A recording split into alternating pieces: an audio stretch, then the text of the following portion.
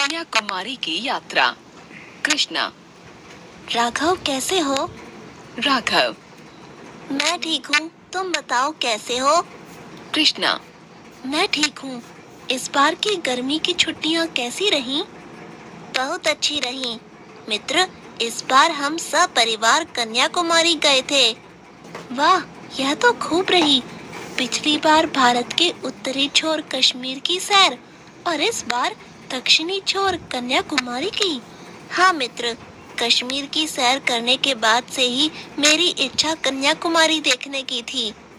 तुम कन्याकुमारी हवाई जहाज से गए थे? नहीं, हम लोग नई दिल्ली से हिमसागर एक्सप्रेस से गए थे। हिमसागर एक्सप्रेस तो भारत की सबसे लंबी दूरी की ट्रेन है। हाँ, यह ट्रेन जम्मू तवी से कन्याकुमारी तक जाती है। कन्याकुमारी कैसा शहर है? यह एक अद्भुत शहर है। यह बंगाल की खाड़ी, अरब सागर और हिंद महासागर के संगम पर स्थित है। मैंने सुना है कि यहाँ आने वाले सैलानियों का उद्देश्य होता है कुमारी अम्मन मंदिर देखना और यहाँ के सूर्योदय तथा सूर्यास्त के दृश्यों का आनंद लेना। बिल्कुल सही सुना है तुमने। कुमारी अम्मन मंदिर समुद्र तट पर स्थित है। मंदिर के गर्भगृह में विभिन्न आभूषणों से सजी देवी की अत्यंत सौम्य प्रतिमा है। और क्या-क्या देखा तुमने? समुद्र तट से कुछ ही दूरी पर समुद्र के मध्य में दो चट्टानें हैं, जिनमें से एक चट्टान पर 40.5 मीटर ऊंची तमिल संत कवि तिरुवल्लुवर की प्रतिमा है।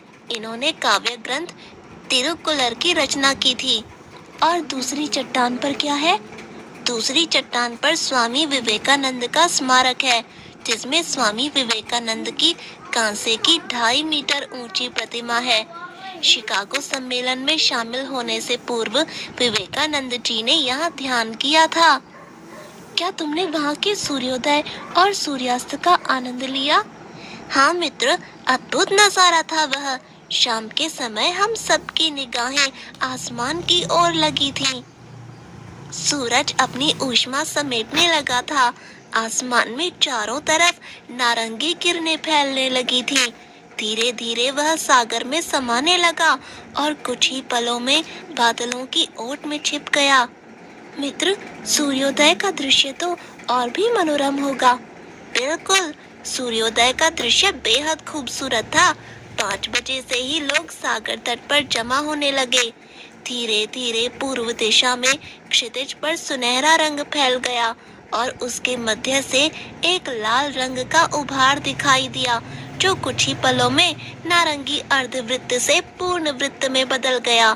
बेहद रोमांचकारी था वह दृश्य।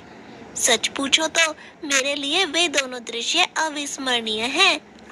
अगली गर्मी की छुट्टियों में मैं भी अपने मम्मी पापा के साथ कन्याकुमारी जाऊंगा। अवश्य जाना। फिलहाल कक्षा में चलते हैं, मध्यावकाश समाप्त हो गया।